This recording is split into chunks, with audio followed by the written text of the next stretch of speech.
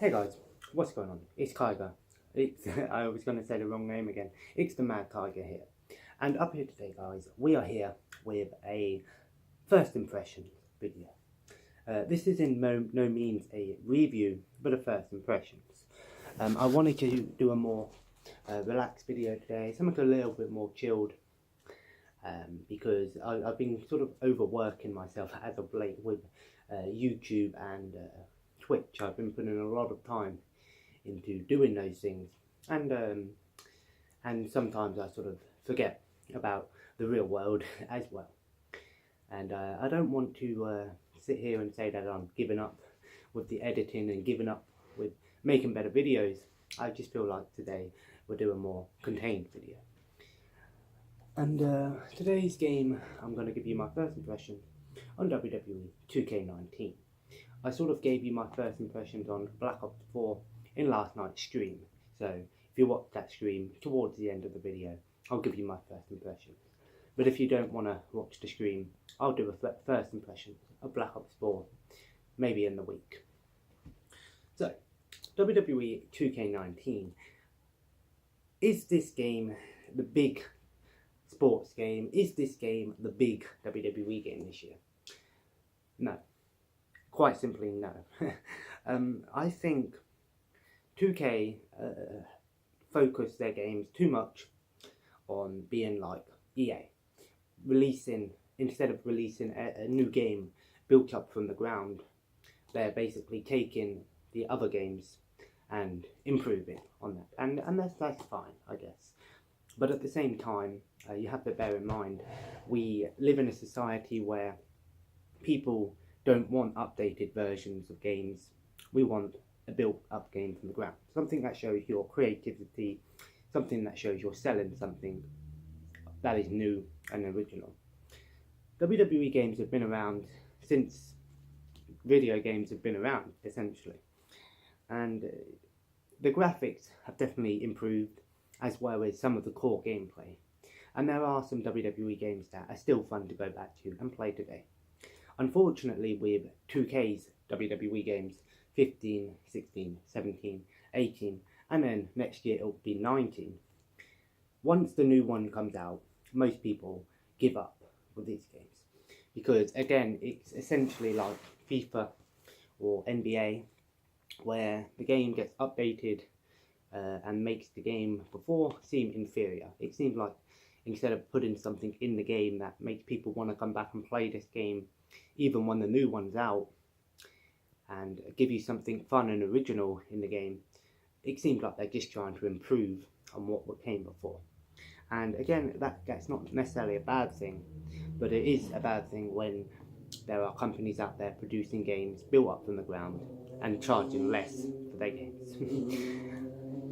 I think WWE games have improved over the years, and I think WWE 2K19 is a step on the right track. Like I said, one of the big issues with WWE games as of late, there's no reason to go back to the older games to play through the campaigns, to do anything in the game that's original, and the only reason to go back and play them is to get the achievements and or trophies, if you're a trophy or achievement hunter. I don't think this game is bad. I think there's a lot of good things about this game. But one of the first things I noticed with this game, and I thought was a little bit uninspiring, is the main hub, main menu screen. It's just basically a white canvas with black text and a picture on the side of an in-game superstar. I think backgrounds, WWE is a company that's known for their colours and their brightness and their creativity, but you've got right here a blank white canvas using, when you select the characters, using that Infinity War turn to ashes thing, which I know what you did there, but at the same time it's kind of cringy because you basically took something from another movie and put it into your game. I don't know if anyone owns the rights to doing that special effect, but at the same time, this isn't a Marvel game, this is a WWE game.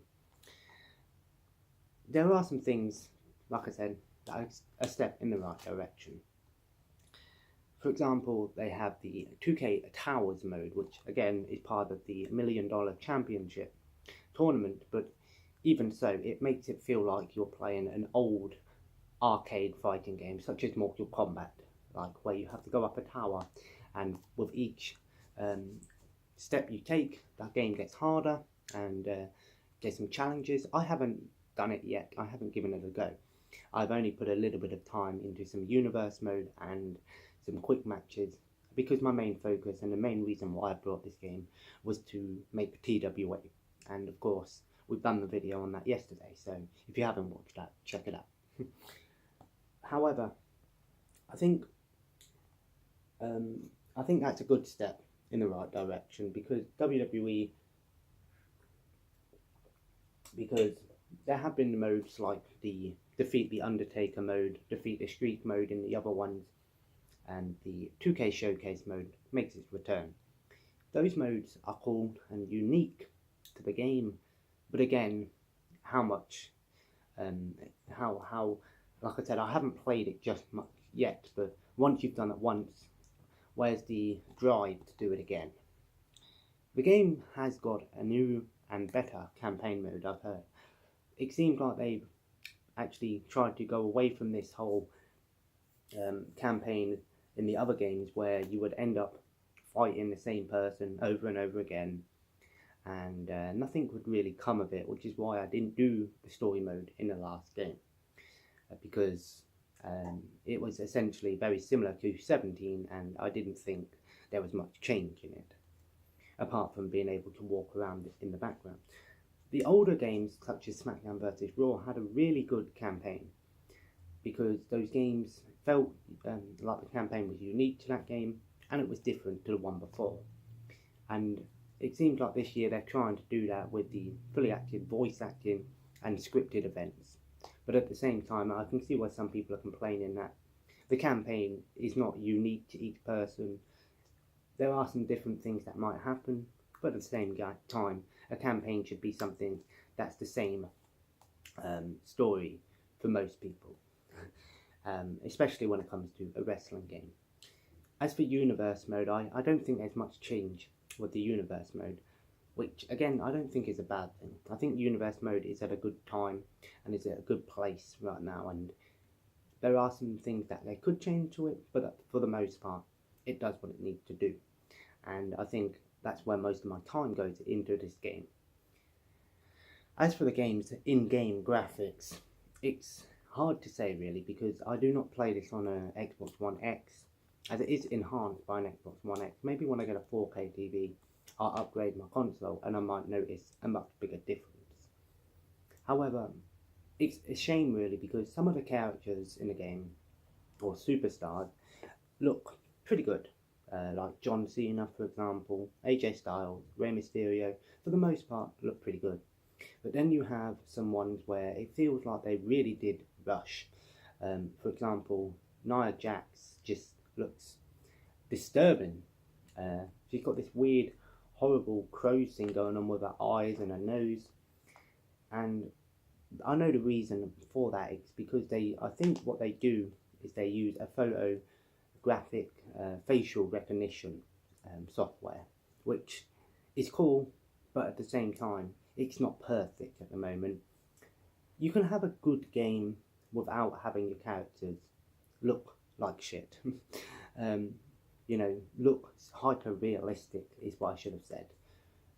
One of the things about the old wrestling games, yes, the wrestlers do not look like what they should look like by today's standards, but at the same time, they don't look ugly and unappealing and unrealistic and look nothing like them. Rusev and Andrea Cien Almas look very similar in their face, and there's other people in the game that just look really bad.